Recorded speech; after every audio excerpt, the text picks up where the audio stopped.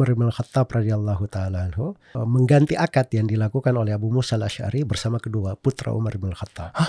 Kok boleh? Ganti akad? Iya. Sahabat kasih solusi. Assalamualaikum warahmatullahi wabarakatuh, Ustadz. Waalaikumsalam warahmatullahi wabarakatuh. Waduh, gimana sehatnya Ustadz ya? Alhamdulillah. Alhamdulillah, ini saya juga happy dan luar biasa. Alhamdulillah Ustadz Zul, teman-teman hafizahullah ta'ala gabung dalam program baru kita, yaitu Sahabat Kasih Solusi radhiyallahu anhum ajmain. Masya Allah. Jadi seputar bagaimana cara sahabat berdagang, bagaimana cara sahabat itu betul-betul ya strategi marketingnya, strategi penjualannya, dan lain sebagainya. Akidah sahabat berdagang, sehingga orang-orang berpikir bahwa kayak ketika kita ngomong bisnis, sebagian orang berpikir bahwa dunia mulu dikejar, cari duit mulu, cuan mulu, ngaji, misalnya begitu ya. Ya ada baiknya juga sih mengingatkan.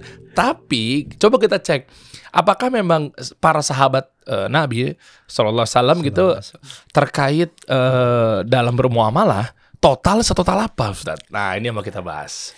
Menarik ya. Jadi mungkin kita bahas dari sisi ada mungkin kisah-kisah yang para sahabat itu cara berdagang, atau ya adab-adabnya seperti apa. Fadhal Ustaz, barakallahu fikum. Ya, Masya Allah. Bismillahirrahmanirrahim. Alhamdulillahi wa kafa wa salaman ala ibadillahi istafa wa ala alihi wa sahbihi wa man iktafa amma ba'd. Sebenarnya Masya Allah ya, kita di tema sahabat Rasulullah Sallallahu Alaihi Wasallam memberi solusi, kasih solusi seputar bisnis, dagang. Ya. Sebab di dalam hal tersebut banyak sudut-sudut terkait dengan ibadah juga sebenarnya, terkait dengan akidah ya. Kan saya pernah sebutkan ya, mungkin sudah beberapa kali saya sebut, dan memang ini saya harapkan dipahami dengan benar. Jadi para fuqaha itu menyusun buku fikih itu kan menjadi 4 bagian. Oke. Bagian pertama fikih ibadah, bagian yang kedua fikih muamalah jual beli, bagian ketiga fikih tentang pernikahan dan apa yang terkait dengan nikah itu talak, khulu dan sebagainya. Dan fikih yang keempat, ini yang terakhir yang keempat ini, adalah fikih terkait dengan peradilan, hukum-hukum. Oke. Nah, lihat seperempat yang kedua itu setelah fikih ibadah. Oke. Seperempat yang kedua setelah fikih ibadah. Karena itu kata para ulama, dari memberi hubungan, muamalah itu bukan sekedar muamalah. Seorang muamalah dia juga mencari pintu-pintu ibadah gitu di situ. Jadi nggak cuma sekedar berapa cuan yang didapat, marginnya gimana gitu ya? Ya nggak apa-apa, itu kan wajar orang nyari cuan kan. Iya. Dalam bisnis orang cari untung, tapi nilai ibadahnya itu harus selalu ada. Oke. Termasuk dari program ini sebenarnya itu membangun sebuah akidah, nilai ibadah besar sekali. Iya. Karena kecintaan kepada para sahabat Rasulullah SAW itu dia adalah ibadah, keyakinan.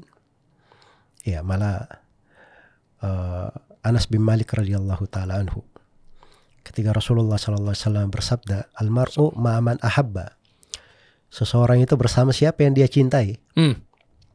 Kata Anas ini, subhanallah, saya dengar hadits ini, itu kegembiraan saya yang terbesar dalam hidup saya setelah saya masuk Islam. Masya Allah.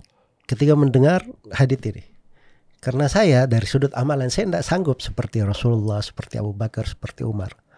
Tapi begitu Rasulullah berkata, orang dikumpulkan bersama siapa yang dia cintai, maka saya cinta kepada Allah, cinta kepada Rasulnya, cinta kepada Abu Bakar, cinta kepada Umar, cinta kepada Uthman, cinta kepada Ali.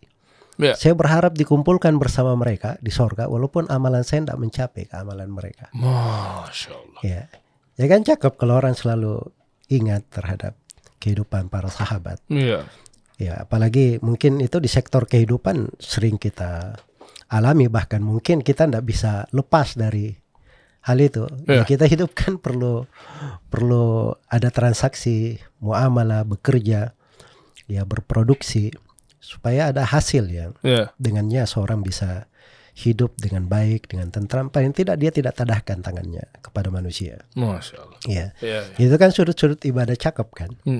Ya, makanya kehidupan para sahabat Rasulullah itu kalau kita bahas, ada kehidupan mereka bersama Nabi Sallallahu Alaihi Wasallam, dan ada kehidupan mereka antara sahabat dengan sahabat yang lain, dan ada kehidupan para sahabat bersama para tabi'in, murid-murid mereka. Nah, ini semuanya di dalam kehidupan para sahabat itu mengandung fikih yang mendalam.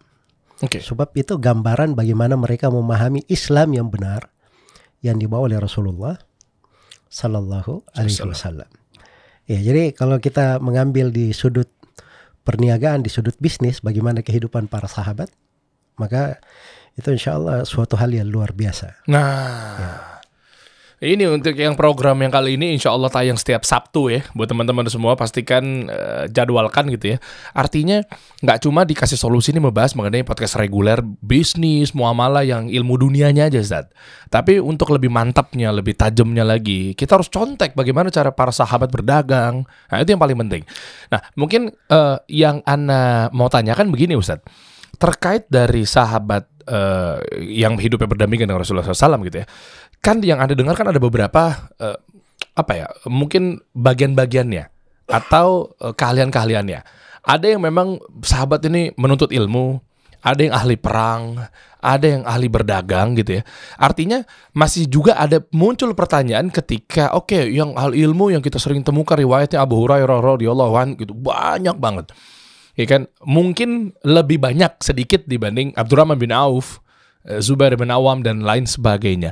Nah, boleh tahu nggak Ustaz dari kefokusan para sahabat menuntut ilmu, artinya ya untuk spesifikasi mengenai dagang tuh betul-betul beliau tuh bagaimana caranya? Mungkin waktunya apakah 80% dagang, sisanya ngajar, majelis ilmu, atau seperti apa Ustaz? Artinya kan tetap juga dakwah juga, tetap juga istilahnya di majelis ilmu juga hadir juga. Bagaimana? Terutama yang khususnya untuk dagang-dagang Ustaz ya. Artinya enggak juga kan yang total aja misalnya nuntut ilmu terus gitu misalnya. Gimana Ustaz? Betul. Jadi sebenarnya seorang itu diberi oleh Allah taufik dia di sebuah bidang dari ibadah, ilmu. Itu anugerah pemberian Allah. Baik. Dia ada di suatu bidang, dia menjaga keamanan kaum muslimin seperti Khalid bin Walid misalnya, jagoan perang. Itu juga anugerah dari Allah. Sebagian sahabat punya keahlian untuk menata, memanage orang. Itu juga keahlian. Ya ada sebagian sahabat yang Masya Allah jenius di dalam melihat kondisi masyarakat, kemudian mencari solusi-solusi yang tepat. Itu kan juga anugerah dan pemberian. Jadi ada hal-hal yang baru dari hukum-hukum para sahabat itu muncul berdasarkan keperluan manusia. Ya seperti Umar bin Khattab radhiyallahu taala anhu, beliau tetapkan untuk menulis nama-nama orang yang hadir perang. Catatan diwan itu kan baru di masa Umar radhiyallahu taala anhu. Dan itu ada fikih Umar bin Khattab di dalam muamalah maliyah, itu dicatat itu dalam satu buku risalah, disertasi doktoral. Dibahas apa prestasi Umar bin Khattab dalam hal itu. Itu ada di kalangan para sahabat. Jadi maksudnya saya ingin menggambarkan bahwa di banyak bidang itu anugerah dan pemberian dari Allah.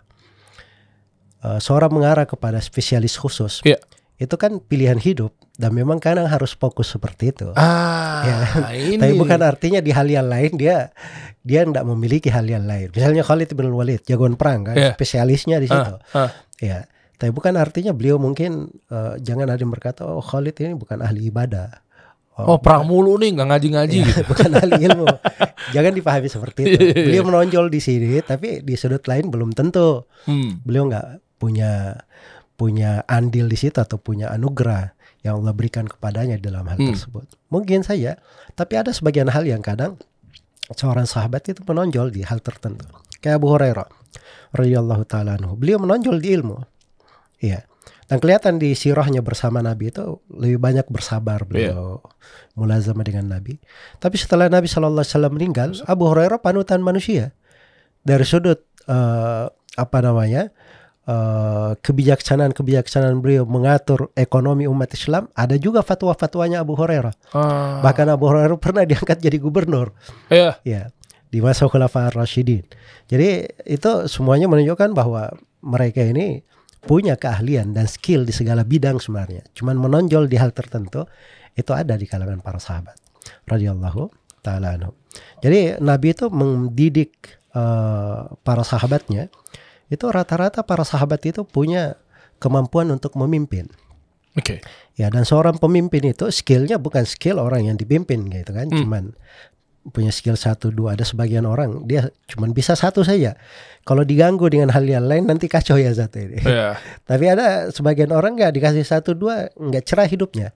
Dia harus dikasih 10 kerjaan baru dia tenang.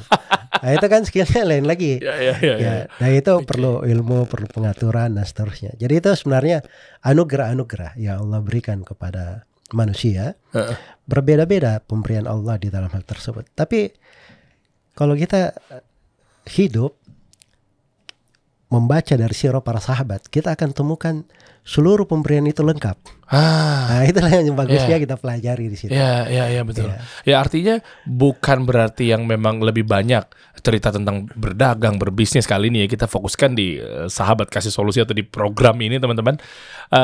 Bukan yang yaudah kalau gitu nggak boleh kan nih total ngejar bisnis doang, dagang doang gitu ya. Nah batasan-batasan seperti apa Ustaz? Sebelum kita balik lagi ke para sahabat, ketika fokus berdagang, namun tetap ada hal-hal yang menuntut ilmu dalam arti menuntut ilmu agama dan seterusnya.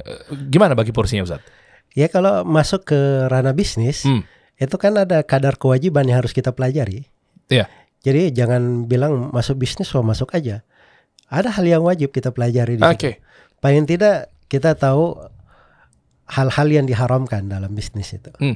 Jangan sampai kita berbuat hal yang diharamkan mendolimi orang nanti. Ya, makanya Umar bin Khattab radhiyallahu taala anhu, beliau pernah berkata yang maknanya, la yaqrabanna suqana man lam ya'rif ahkamar riba. Jangan dekati pasar kami orang yang tidak tahu hukum-hukum riba. Ya kalau dia tidak ngerti hukum riba, jangan dekat ke sini. Sebab dia nanti masuk bisnis pakai metode riba, dia berbuat kezaliman di tengah manusia, bisa menyebabkan permusuhan. Dan yang lebih parah lagi, dikhawatirkan turun musibah dan malapetaka disebabkan karena dosa-dosa yang seperti itu. Nah, jadi itu kadar kewajiban namanya. Jadi kalau ingin masuk berbisnis, kita juga harus tahu bahwa kita ada kewajiban dalam bisnis itu. Kita harus ada, paling tidak kita pelajari. Betul. Ya di dalam bisnis itu apa syarat-syarat jual beli. Betul.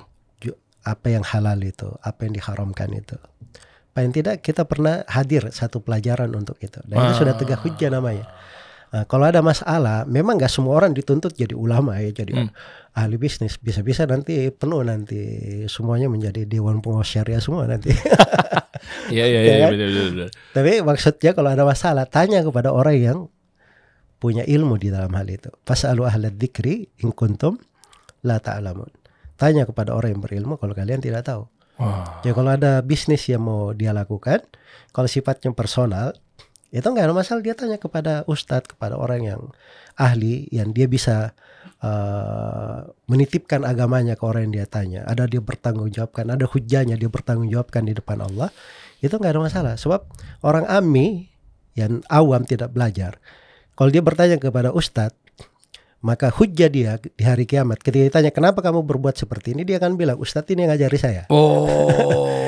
Gitu. Jadi kita ini takut-takut juga sebenarnya kalau ngasih fatwa ke orang awam ya.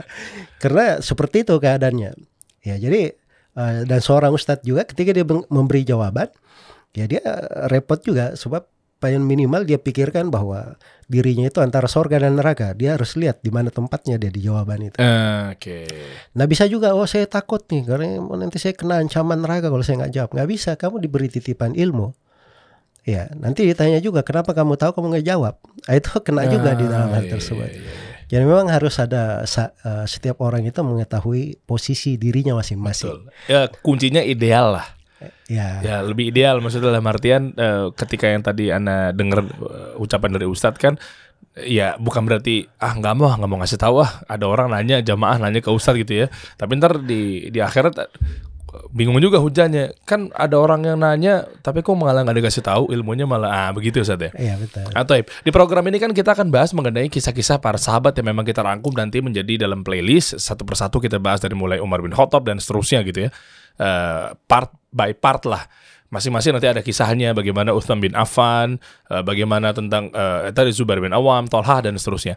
Namun gini Ustaz, sebelum kita nanti teman-teman juga bisa memilah-milah yang nantinya setiap Sabtu akan tayang di playlist dari mulai sahabat mana aja, cuma Anda mungkin bisa tahu bermula dari ada kisah apa Ustaz terkait perdagangan yang memang dilakukan oleh para sahabat gitu ya. Kan ceritanya unik-unik banget tuh. Macam-macam dari Mekah ke Madinah yang kita tahu ya, cerita tentang familiar yang ditawarin kebun, tawarin istri yang Abdurrahman bin Auf radhiyallahu anhu. Tapi mungkin ada kisah-kisah yang lainnya terkait mungkin jual beli, ngambil margin, ngambil keuntungan, beli kambing atau apapun itu Ustaz. Ya itu pasti ada. Nah, dan pasti akan lengkap. Boleh tahu Ustaz? Ya sebab fikih muamalah kan semuanya diambil dari syariat. Dan syariat ini diajarkan oleh Rasulullah SAW, diwarisi oleh para sahabat, dari sudut ilmu dan amalan dilakukan oleh Nabi dan para sahabatnya. Jadi itu pasti ada terwarisi, ada di dalam kisah-kisah tersebut. Di dalam Al-Quran malah kita kan disuruh itu untuk apabila faidha qadiyatis salatu fantashiru fil ardi wabtagu min fadlillah. Kalau sholat Jumat sudah selesai, bertebaranlah di atas muka bumi dan carilah dari keutamaan Allah. Itu keutamaan Allah itu masuk di dalamnya dari sudut bisnis, dari sudut dagang. Setelah musim haji dikatakan fadhkurullaha laisa alaikum junahun an tabtagu fadlan min rabbikum. Tidak ada masalah kalian di musim haji itu cari keutamaan dari Rabb kalian. Karena itu kata sebagian sahabat, musim haji itu ya memang waktu untuk berdagang. Oh, ya musim haji. Karena waktu itu manusia datang dari segala penjuru dunia. Ya kalau ada barang di situ, wah ini luar biasa. Saya masih dapatin tuh. Saya pernah haji tahun 98. Saya masih dapatin tuh orang Rusia datang dengan mobil-mobil Rusia mereka. Jual barang-barang antik, barang-barang aneh. Saya sendiri belum pernah lihat tuh barang. Tapi harganya murah. Saya sempat beli itu karena tertariknya saya. Saya kan mahasiswa dari Yaman kan. Mau ke sana beli barang unik, saking tertariknya saya beli itu. Apa bentuk apa, Ustaz? Macam-macam ini ya. Peninggalan-peninggalan perang, teropong. Oh gitu. Wah, aneh-aneh mereka jual barangnya. Tapi harganya bagus. Jadi maksudnya di musim haji itu di masa dahulu seperti itu. Itu sudah terbiasa sampai sekarang juga. Dia pergi haji, masya Allah. Ketemu sebagian murid-murid kita ikut jemaah haji reguler. Usaha laundry selama musim haji dia. Usaha laundry. Kok bisa ente mikir? Sebab dia di Indonesia ternyata memang megang laundry. Itu idenya selalu ada, selalu ketemu. Lihat ini para jemaah semuanya perlu laundry, sama dia dibuatin manajemen laundry sambil haji sambil laundry dia. Loh, artinya nggak masalah ya teman-teman ya. Artinya kan ini yang masih menjadi tabu, apa ya, stigma lah. Orang-orang tuh alergi Ustaz, gampang banget. Ya era-era sekarang mungkin ya, ini nasihat buat saya pribadi ya, dengan kurangnya ilmu apa segala macam ya. Ketika nanti udah ada unsur-unsur yang nyerempet-nyerempet dikit gitu kan karena ibadah, terus udah unsur dagang diselipinnya lagi, wah ente duit mulu nih yang dikejar nih, bisnis mulu, dunia mulu nih, begitu-begitu.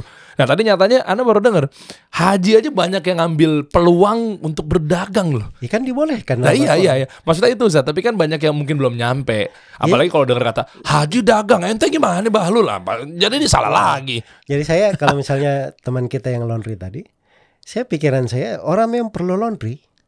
Ya jadi kalau itu kan dia bantu juga orang kan untuk memudahkan dia. Mungkin kalau setiap jemaah haji ini mereka cuci pakaian sendiri, setiap orang ambillah 15 menit cuci pakaian, terpotong waktunya ke masjid 15 menit tiap hari kan. Ini saya bantu dia, laundrynya saya urusin, tapi dia bayar. Oh Masya Allah, ilmu tuh teman-teman ya. Maksudnya niat-niat yang baik. Itulah tadi saya bilang polisan-polisan niat ibadah di dalam muamalah itu penting. Ada di situ. Kan bukan berarti juga lagi ibadah-ibadah yang lainnya juga nggak ibadah gitu ya Ustaz ya. Lagi haji bukan berarti giliran kita mungkin ya yang alergi lah, yang menyebutnya mungkin masih alergi seperti itu. Kalau Anda yang coba tiba-tiba langsung buka laundry apa segala macamnya, udah tuh viral tuh, fotoin bukan ibadah lagi musim haji malah dagang, panjang tuh begitu tuh. Nah inilah pentingnya ilmu teman-teman, dilurusin di program ini. Fungsinya saya itu ini juga sebenarnya. Jadi beberapa tahun itu tiap haji kadang saya lupa bahwa saya punya potensi tertentu gitu. Jadi saya itu kenal di sana perusahaan-perusahaan kambing. Insya Allah. Mereka yang punya jual kambing langsung ini penjual awalnya. Jadi masalah di jemaah haji kita kan sering kena tipu juga sama orang-orang. Ayo sini saya urusin kambingnya. Ternyata dia nggak pergi sembelih. Atau dia sembelih sebelum waktunya. Atau begitu dia sembelih nggak benar pembagiannya. Oke. Jadi akhirnya saya berpikir, wah ini gawat juga ini kalau kayak gini. Akhirnya saya bilangin sama sebagian teman-teman ya, kalau ada yang perlu kambing, saya punya orang bagus. Dia bisa ngurusin semuanya, saya jamin bagus. Ini kan saya berbuat baik kan untuk supaya mereka benar ibadahnya, ketemu sama orang yang benar. Ya tapi memang menghubungkan seperti itu ya pasti ada fee-nya sama mereka kan. Iya iyalah. Itu kan jasa bisnis kan? juga kan. Bisnis itu. Iya masa saya nggak ambil kan. Jadi maksudnya itu nggak membebani. Ya saya cuman menyambung kabel saja. Iya. Ya tapi saya bisa dari niat itulah kita berusaha dapat hal yang baik. Tuh, nah, itu kan cakep juga. Iya dong. Kan ada keringat yang keluar di situ gitu ya. Masa nggak ambil sah-sah aja. Jadi banyak yang takutnya terlalu kenceng Ustaz. Masa ngambil komisi betul. Saat lagi begini. Nah, terus ada lagi kisah apa Ustaz yang terkait Nabi SAW yang nyuruh sahabatnya beli kambing. Oh ya itu cakep mungkin untuk itu kita tuh. Cocok bahas nih, di pengusaha. pertemuan ini. Di sesi perdana kita ini. Ya. Jadi kisahnya itu diriwayatkan oleh Imam Al-Bukhari. Ada juga di Sunan Abi Daud, At-Tirmidzi, Ibnu Majah dan Musnad Imam Ahmad di beberapa tempat. Itu tentang sahabat yang mulia yang bernama Urwah Ibnu Ja'ad Al-Bakiri. Oke. Bakir ini nisbat kepada Bakir. Bakir itu pegunungan di Yaman. Ya beliau berasal dari situ. Jadi sahabat ini Masya Allah ya, diberi oleh Nabi SAW 1 dinar. Ya. 1 dinar ini 1 mata uang emas. Ya mungkin kalau ukuran sekarang ya di timbangan itu sekitar 4,25 gram emas. Oh 4 jutaan ya Ustaz ya? Ya sekitar itulah. Dikasih duit. Ini 1 dinar kamu beli seekor kambing. Riwayatnya macam-macam. Ada yang mengatakan kambingnya kambing biasa diminta. Ada yang mengatakan bahwa Nabi minta dibelikan kambing kurban. Oke. Ada 2 riwayat gitu. Ya tentunya itu berpengaruh di sudut hukum fikih juga ya. Di fikih kurban nanti akan disimpulkan bahwa seorang itu bisa mewakilkan orang lain untuk berkurban bagi dirinya. Oke. Ya membeli hewan kurban untuk dirinya. Jadi Nabi titip, nih 1 dinar, kamu belikan saya seekor kambing. Urwah ini radhiyallahu ta'ala anhu pergi beli kambing. Dengan keahlian dia menawar. Harusnya 1 dinar dapat 1 ekor kambing saja. Dia 1 dinar dapat 2 ekor kambing. Loh kok bisa? Ya jago nawar dia. Oh pedagang beliau, Masya Allah. Berapa kambingnya? Tawar-tawar, Masya Allah dapat 2. Nah, begitu dapat 2. Dia bilang, ini kan Nabi cuma pesan 1. Iya. Ya kan? Kebetulan di sebagian riwayat At-Tirmidzi, begitu dia membawa 2 ekor kambing, tengah jalan ada pula yang nawarin kambingnya itu.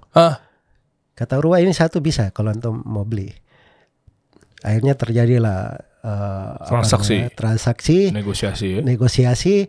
Hasilnya dijual dengan harga 1 dinar juga. Wah keren. Ini pedagang ini. Mantap. Baliklah Urwah radhiyallahu ta'ala anhu. Oke. Beliau balik kepada Rasulullah SAW. Ya Rasulullah, ini kambing yang engkau pesan. Dan ini uangnya 1 dinar juga balik. Rasulullah bertanya, gimana caranya? Urwah pun bercerita apa yang dia lakukan. Kata Nabi SAW, barakallahu laka fi safqati yaminik. Semoga Allah berkahi untuk kamu pada setiap transaksi tanganmu itu. Masya Allah. Didoakan berkah. Langsung didoain sekaligus tuh. Kita di riwayat Al-Bukhari dikatakan, kata beliau, fada'alahu bil baraka fi bai'i. Rasulullah doakan supaya dia diberkahi dalam seluruh transaksi jual belinya. Wa kana law ishtarat turaba la rabiha fihi. Dan Urwah ini, andai kata dia beli tanah untuk dia jual, dia pasti untung di tanah yang dia jual itu. Itu setelah didoain sama Nabi? Didoakan oleh Nabi. Udah makin mujarab itu tangannya, Masya Allah. Dengan atasin Allah ya, tentunya. Ya. Wow. Jadi maksudnya sekarang Rasulullah tahu Urwah menawarnya, menjualnya. Nggak diingkari oleh Nabi, malah didoain berberkah. Masya Allah. Ya. Kemudian keberkahan itu kan bukan berkah umum didoain oleh Nabi. Berkah di dalam transaksi jual belinya. Ajib. Artinya secara tidak langsung Nabi menganjurkan supaya dia berdagang, berniaga kan begitu. Iya, memang fokusnya beliau di situ tuh. Udah tajemin aja kata Rasul, mungkin begitu kali ya. Jadi doakan berberkah. Dan subhanallah Urwah ini, beliau di biografinya itu bukan cuma disebut berniaga saja. Malah di Kufa beliau terkenal sebagai qadhi, hakim di pengadilan. Wah. Ya. Jadi punya kecerdasan, punya fikih di dalam hal tersebut. Karena itu memang kalau ingin berbisnis ya pebisnis yang paling bagus itu dia belajar juga. Semua orang yang saya baca juga ya, para pebisnis yang sukses di masa sekarang dan sebelumnya, Muslim maupun non Muslim, ya itu bertemu pada satu titik. Mereka itu tidak katak dalam tempurung di situ saja. Punya skill, bisa berkembang, dan mereka juga belajar cara mengembangkan potensi dan belajar juga dari orang lain. Itu ilmu namanya. Jadi kalau seorang belajar ilmu bisnis ditambah dia punya pengetahuan ilmu agamanya, itu akan lebih sempurna insyaallah ta'ala di dalam bertransaksi. Masya Allah. Masya Allah, barakallahu fikum. Keren deh. Jadi artinya ternyata di kalangan para sahabat sampai ada yang Rasulullah SAW juga doakan, melihat potensi bahwa ini betul-betul wah ini dagang banget nih, menjago bisnis nih. Nah. Ya sebenarnya hadits ini kalau kita mau kaji dari sudut kandungan, banyak kandungannya yang subhanallah menarik ya, dan patut kita renungi sebenarnya. Ya boleh Ustaz. Jadi yang pertama di hukum asal di transaksi itu, bahwa itu adalah hal yang mubah. Karena memang di alam Al-Quran dibolehkan, wa ahallallahul bai', Allah halalkan jual beli itu. Wa batagu min fadli, carilah dari keutamaan Allah. Iya. Huwallazi ja'ala lakum ma fil ardi jami'an. Dialah Allah yang menciptakan untuk kalian, membuat seluruh yang di bumi itu untuk kalian. Iya. Iya. Jadi memang jual beli itu adalah hal yang mubah, dibolehkan. Ya. Dan hadits ini juga menggambarkan kepada kita satu strategi dan ciri khas Islam dalam perekonomian. Ya. Bahwa perekonomian Islam itu sifatnya bebas terikat. Ya. Okay. Hurriyah, ada hurriyah, kebebasan. Tapi bukan hurriyah mutlaqah. Kebebasan tidak ada ikatannya. Dia kebebasan tapi terikat dengan syariat. Terikat dengan ketentuan-ketentuan yang dicintai dan diridhai oleh Allah. Tidak ada pelanggaran. Karena itu Urwah dikasih duit oleh Nabi 1 dinar, dia bertransaksi. Dia enggak perlu datang ke mana, ya Rasulullah saya bisa enggak beli 2 atau ini saya niatin. Ya. Karena itu sudah dimaklumi dari sudut perekonomian Islam, seorang namanya bertransaksi, dia boleh bertindak apa saja. Diberi kebebasan. Tetapi satu, jangan melanggar syariat. Itu maksudnya kebebasan terikat. Okay. Dan itu ciri dari perekonomian Islam. Dan di sudut perekonomian itu harus ada pergerakan. Ya, harus ada pergerakan. Nah, itu baru stabil di dalam kehidupan. Ada produktivitas, ada yang memproduksi, ada produknya, ada yang membeli produk ini. Kan begitu. Ada yang punya barang, kemudian ada yang membelinya. Ada yang punya ternak, dia kembang biakan, menghasilkan, ya berkembang biak, semakin banyak nilai hartanya. Nah, itu kan ada berjalan di tengah para sahabat Rasulullah Sallallahu Alaihi Wasallam. Itu kita akan lihat nanti di kisah-kisah para sahabat yang akan datang insyaallah. Akan tergambar jelas bahwa para sahabat itu masya Allah kehidupannya itu lengkap dengan agama Islam yang diajarkan oleh Rasulullah Sallallahu Alaihi Wasallam kepada mereka. Ya, makanya Nabi itu kan pernah turun kepada beliau ayat, dan ayat ini teguran untuk sahabatnya. Karena di hari Jumat datang para pedagang, para sahabat yang harusnya hadir khutbah Jumat, malah datang ke. Itulah yang disebut di surah Al-Jum'ah itu, wa idza ra'au tijaratan aw lahwan infaddu ilaiha wa tarakuka qa'ima. Kalau mereka melihat perniagaan atau suatu hal yang sia-sia, mereka berdiri ke situ dan meninggalkan kamu berdiri berkhutbah. Nah, itu dulu. Ya. Karena memang kenapa terjadi seperti itu di tengah para sahabat? Karena yang tertanam itu mereka dibolehkan untuk berniaga, ya, berdagang. Betul. Ya, jadi hukum itu belum turun bahwa sebenarnya kalau Nabi lagi khutbah, kalian nggak boleh kemana-mana, harus tetap di situ. Tapi setelah ayat ini turun, teguran kepada para sahabat itu tidak pernah terjadi lagi. Nah, karena mereka orang yang terikat dengan syariah. Makanya di ayat itu kan ada yarjuna tijaratan lan tabur. Mereka mengharapkan perniagaan yang tidak pernah merugi. Ya kan? Nah, itu perniagaan akhirat itu. Ya ayyuhalladzina amanu hal adullukum ala tijaratin tunjikum min adzabin alim. Wahai orang-orang yang beriman, andakah kalian saya tunjukkan perniagaan yang membebaskan kalian dari siksaan yang pedih. Sekarang pertanyaannya, kenapa dibahasakan dengan bahasa tijarah? Kenapa, Ustaz? Ya karena kata perniagaan itu sudah familiar di tengah orang. Jadi orang kan kenalnya perniagaan yang biasa itu, yang dimaklumi. Maka datanglah syariat mengingatkan ada sudut perniagaan yang lain, lebih menguntungkan daripada itu. Dan ini perniagaan tidak pernah merugi. Ini perniagaan membebaskan dari siksaan yang pedih.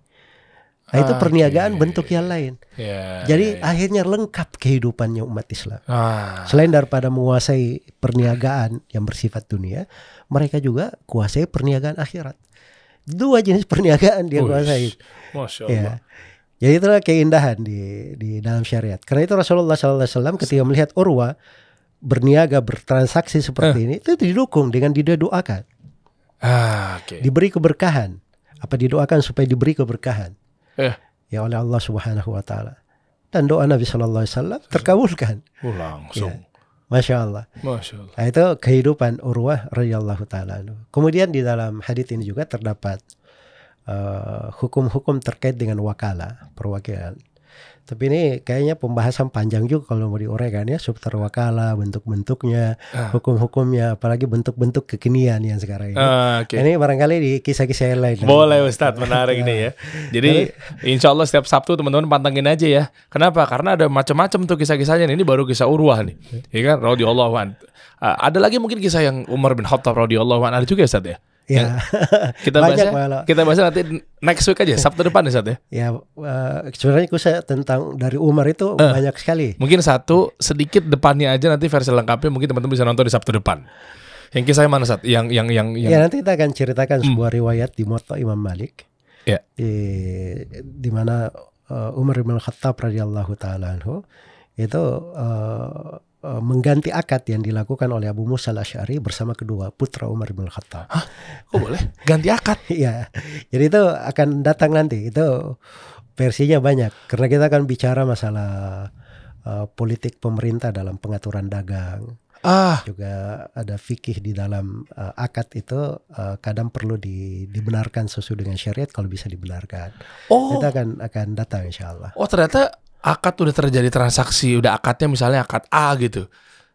Transaksi sudah berjalan, apa belum berjalan? Sudah berjalan. Sudah berjalan. Tapi dirubah akad tiba-tiba. Iya. Boleh karena ada amanat tertentu yang terkait dengan pembolehan itu. Oke lah, kita cari tahu lah. Kenapa kok bisa boleh akad itu berubah? Nah, ini pentingnya ilmu ya, terutama kita harus para pengusaha nih yang harus paham nih fikih muamalah seperti apa. Bahkan itu adalah langsung dari Umar bin Khattab ketika menjawab sebagai Amirul Mukminin. Iya, betul. Wow. Seperti apa kisahnya teman-teman? Nah, kita tunggu di Sabtu depan. Syukran Ustaz, jazakallah khair. Sahabat kasih solusi.